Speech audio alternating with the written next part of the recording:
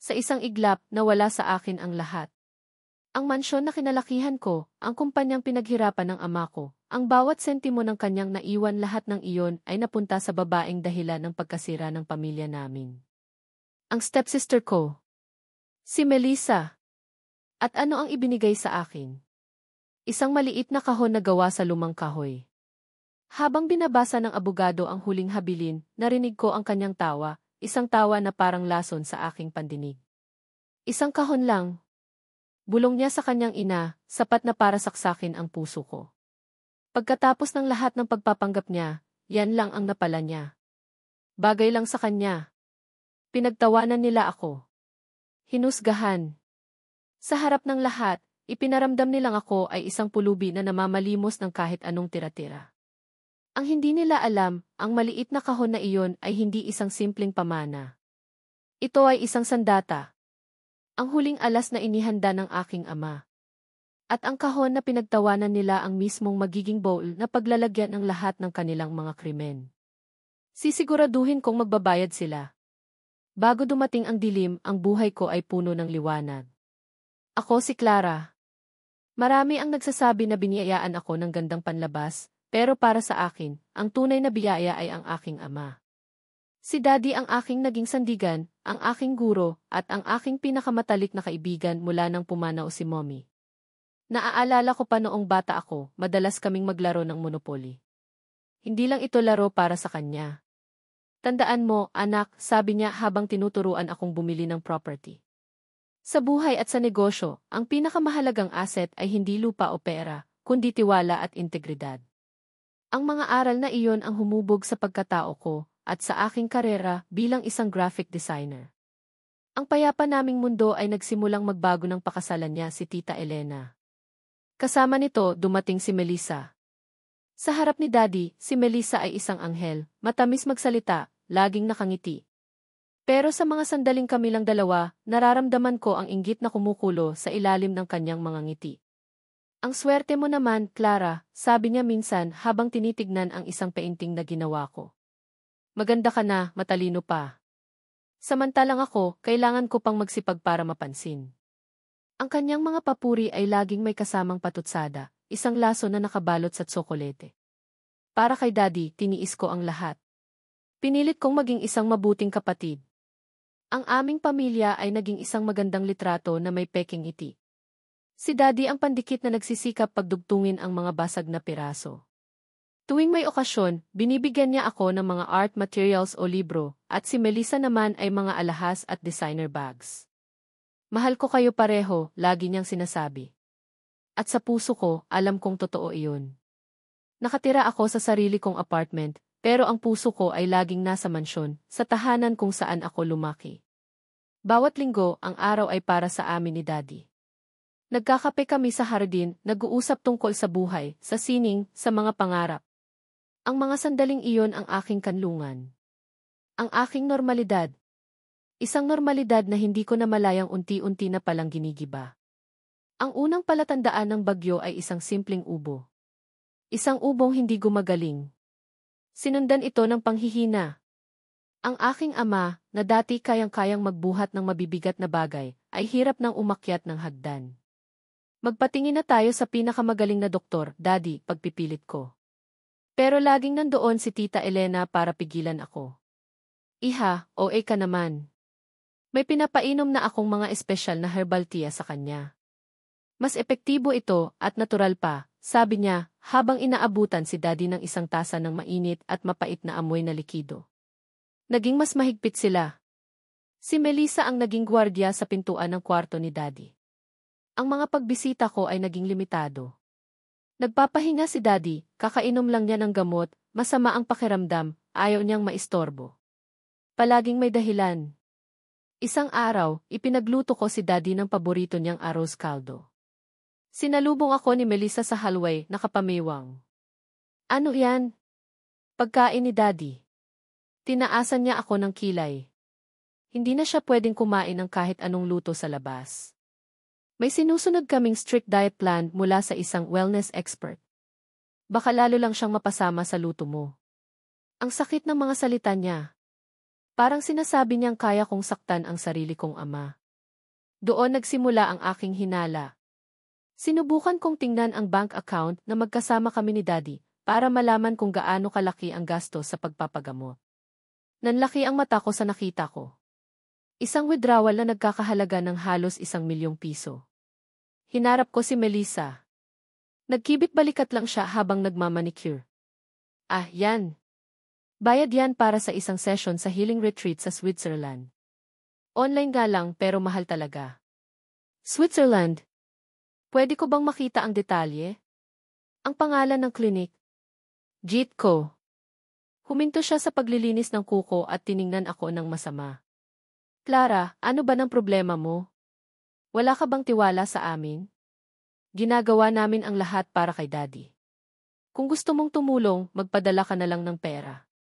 Huwag ka nang makialam sa mga desisyon. Iniwan niya akong nakatulala. Hindi lang nila ako inilalayo, pinagmumukha nila akong walang pakialam at walang alam. May tinatago sila. At ang pakiramdam na iyon ay parang yelo na gumuguhit sa aking likuran. Kailangan kong malaman ang totoo. Ang sitwasyon ay lumala mula sa masama patungo sa mas masahol pa. Ang bawat araw ay parang isang laban na hindi ko mapanalunan. Nagsimulang gamitin ni Melissa ang social media bilang kanyang sandata. Magpo-post siya ng litrato niya habang hawak ang kamay ni Daddy na mukhang tulog at pagod. Ang caption, "Through thick and thin, I will never leave your side, Daddy. Ako ang magiging lakas mo." #Daddy'sGirl, #FamilyFirst. Ang mga komento ay umulan ng papuri. "You are an angel, Melissa. Your dad is so lucky to have you." Samantala, ang mga tawag at text ko kay Daddy ay hindi na sinasagot. Kapag pumupunta ako sa bahay, sinasabi nilang ayaw daw akong kausapin ni Daddy dahil na-stress lang siya sa akin. Isang araw, tumawag ang isa sa mga tita namin, si Tita Lorna. "Clara, totoo ba ang mga naririnig ko?" Tanong niya, may pag-aalala sa boses. Sabi ni Melissa, "Lagi mo na lang daw kinukulit ang Daddy mo tungkol sa mana." "Iha, may sakit ang tao, wag mo namang dagdagan ang problema niya." Nanlamig ako. Hindi lang nila ako nilalayo, sinisiraan nila ako sa buong angkan. "Tita, hindi po totoo yan." "Hay nako, Clara. Alam naman nating lahat na ikaw ang paborito. Baka naman natatakot ka lang na may makuha si Melissa." "Hayaan mo naman sila," sabi niya bago ibaba ang telepono. Doon ko naramdaman ang tunay na sakit ng kanilang ginagawa. Inagaw nila hindi lang ang access ko kay Daddy, kundi pati na rin ang tiwala ng mga taong mahalaga sa amin.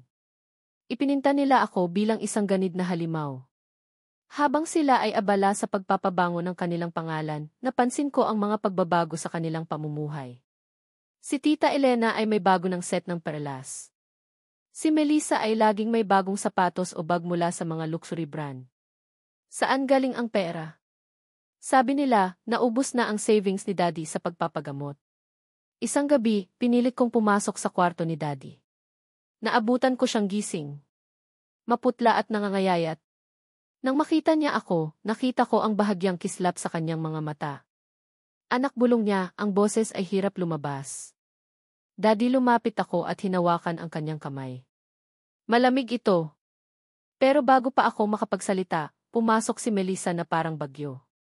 "Anong ginagawa mo dito? Hindi ba sabi ko bawal siyang ma-stress?"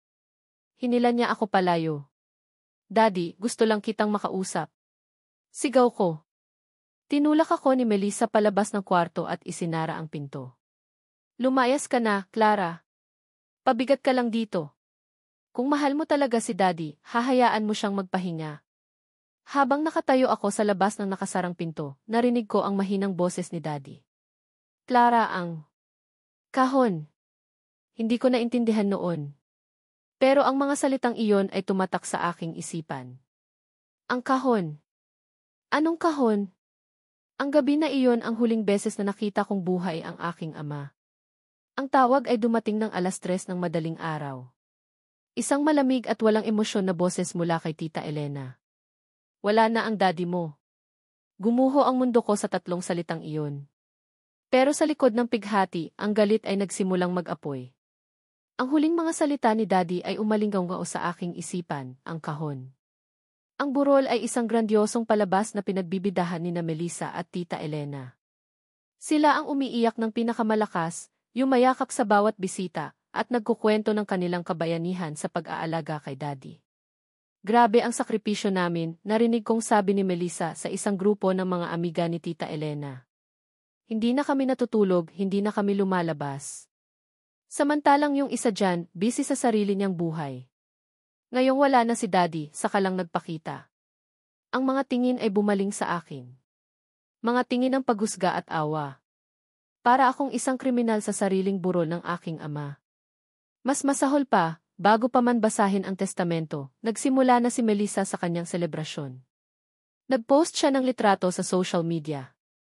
Nakatayo siya sa harap ng mansyon, may hawak na susi ng bagong-bagong kotse. Ang caption, "Making you proud, Daddy. Enjoying the fruits of your labor. You taught me how to be strong and independent. #blessed, #new beginnings." Para akong sinampal. Ang libingan ni Daddy ay hindi pa man tuyo, pero sila'y nagpapakasasa na. Pinuntahan ko ang mansyon para kunin ang mga naiwan kong gamit sa dati kong kwarto. Ang bahay na puno ng masasayang alaala ay para ng isang museo ng kanilang kayabangan. Pinalitan na nila ang mga kortina. May mga bago ng painting sa dingding. Ang paboritong armchair ni Daddy sa sala ay pinalitan ng isang modernong sculpture na walang buhay. Nakita ko si Melissa nakausap ang isang event planner. Nagpaplano sila ng isang malaking party. Housewarming at time like this. Tanong ko, hindi makapaniwala. Tiningnan niya ako mula ulo hanggang paa. It's a celebration of his life, Clara. Baka hindi mo lang maintindihan kasi you were never really here for him at the end. At isa pa, this is in my house now. As can do whatever want. Ang bawat salita niya ay isang patalim. Ang bawat ngiti niya ay isang insulto sa alaala ng aming ama. Sa loob ng aking dating kwarto, habang inililigpit ko ang aking mga gamit sa isang karton, napahagulhol ako. Ang sakit ay napakalalim, ang galit ay napakatindi. Inagaw nila ang lahat. Pero sa gitna ng aking pag-iyak, muling bumalik ang mga salita ni Daddy. Ang kahon. Pinunasan ko ang aking mga luha. Tumayo ako. Tapos na ang pag-iyak. Panahon na para lumaban. Hahanapin ko ang kahon na iyon. At ipapamukha ko sa kanila na hindi pa tapos ang laban. Ang hustisya para sa aking ama ay sisingilin ko hanggang sa huling sentimo. At doon, sa malamig na conference room ng opisina ng abogado, ang kanilang plano ay isiniwalat ng buong buo. Isa-isang binasa ang mga ari-arian. Ang mansyon sa Forbes Park para kay Melissa. Ang chain of restaurants na pundasyon ng aming yaman para kay Melissa. Ang mga stock sa iba't ibang kumpanya para kay Melissa. Ang lahat na nilalaman ng kanyang mga bank account para kay Melissa. Bawat pangungusap ay parang isang dagok sa aking sikmura. Si Tita Elena ay nakangiti habang si Melissa ay nagpipigil ng kanyang tuwa, nagkukunwaring malungkot. At nang dumating sa pangalan ko, ang buong silid ay tumahimik. At para sa aking nag-iisang anak, si Clara iiwan ko sa kanya ang maliit na kahon na nasa ibabaw ng aking aparador, bilang paalala ng mga simpleng bagay na aming pinagsamahan. Ang hagikgik ni Melissa ay hindi na napigilan. Naging isang malakas na tawa. Tawa ng tagumpay. Kinuha ng abogado ang isang maliit, maalikabok na kahon at inilapag sa harap ko. Ito iyon. Ang kahon na nakikita ko sa kwarto ni Daddy mula pa pagkabata. Well, that's touching, sabi ni Melissa, puno ng sarkasmo. Enjoy your box of memories, 8. Hindi ako kumibo. Tumayo ako, kinuha ang kahon, at naglakad palabas ng may dignidad, kahit pa ang loob ko ay durog na durog. Sa loob ng aking sasakyan, inilapag ko ang kahon sa upuan sa tabi ko. Hinaplos ko ang magaspang na takip nito. Ang amoy ng lumang kahoy at alikabok ay pumuno sa hangin. Ito ba talaga ang huli? Isang kahon ng alaala? Nanginginig ang mga kamay ko nang buksan ko ito. Ang nasa loob ay hindi mga lumang litrato o sulat. Isang susi. Isang maliit na itim na USB drive. At isang nakatuping papel. Ang sulat kamay ni Daddy. Agad kong binuksan ang sulat. Anak kong Clara. Kung binabasa mo ito, wala na ako. Patawarin mo ako. Masyado na akong mahina para lumaban ng harapan, pero hindi ako naging duwag. Habang sila'y nagpaplano ng kanilang kasakiman, ako'y nagpaplano ng iyong hustisya. Humigpit ang paghawak ko sa papel habang bumubuhos ang aking mga luha. Ang sakit ko, anak, ay hindi natural. Alam ko. Naramdaman ko. Ang vitamins na pinapainom nila ay lason. Bawat araw, unti-unti nilang kinukuha ang lakas ko, habang kinukuha rin ang perang pinaghirapan ko. Ang kahon na ito ang aking testamento sa iyo. Ang tunay kong habilin. Ang susi ay para sa isang safe deposit box na nakapangalan sa iyo. Nasa loob ang lahat ng orihinal na papeles na magpapatunay na ikaw ang tunay na tagapagmana. Ang USB, iyan ang bomba. Iyan ang pruweba ng lahat ng pagnanakaw, ng pagsisinungaling, ng pagpatay. Gamitin mo ito, Clara. Huwag kang iiyak. Lumaban ka. Ito na ang huling aral na ituturo ko sa iyo. Ang hustisya ay hindi ibinibigay, ito ay ipinaglalaban. I love you more than life itself. Nagmamahal, Daddy. Niyakap ko ang sulat. Ang pighati ay naging isang nagliliyab na apoy. Hindi ako pinabayaan ni Daddy. Kahit sa bingit ng kamatayan, inisip niya ang aking kaligtasan. Ang maliit na kahon na ito, hindi ito isang insulto. Ito ang pinakamatalinong plano ng paghihiganti. Isang Trojan horse na puno ng katotohanan. At ako ang magpapasok nito sa loob ng kanilang mga pader. Inilaan ko ang mga sumunod na araw sa pag-armas sa aking sarili ng katotohanan. Dala ang susi, binuksan ko ang safe deposit box. Naroon ang lahat, tulad ng sinabi ni Daddy. Ang isang dokumento ay isang deed of sale na naglilipat sa akin ng pagmamay-ari ng mansyon. May petsang 1 taon na ang nakalipas, bago pa lumala ang sakit niya. Pag-uwi ko, isinaksak ko ang ESP sa aking laptop. Ang mga file ay nakaayos sa mga folder, audio recordings, bank transfers, toxicology. Pinakinggan ko ang mga audio. Ang boses ni Melissa at Tita Elena, nag-uusap sa akala nila ipribadong silid, pero palihim na ni-record ng isang maliit na device na itinago ni Daddy. Effective ba talaga yung pinapainom mo, Ma? Parang ang tagal, reklamo ni Melissa. Patience, anak. Slow but sure. Walang bakas. Kapag biglaan, maghihinala ang lahat, lalo na iyang magaling mong stepsister. Sa paraang ito, magmumukha lang natural, sagot ni Tita Elena. Kinuyom ko ang aking mga palad. Sunod kong tiningnan ang mga bank transfer. Milyon-milyong dolyar na inilipat sa mga numbered accounts sa Switzerland at Panama. Ang bawat transaksyon ay may petsa, bawat isa ay isang patunay ng kanilang pagnanakaw. At ang huli, ang toxicology report. Isang detalyadong pagsusuri sa herbal supplement na nakuha ni Daddy at palihim na naipadala sa isang laboratorio sa Singapore. Ang resulta ay malinaw, mayroon itong sangkap na kilala bilang isang untraceable, slow-acting cardiotoxin. Lason sa puso.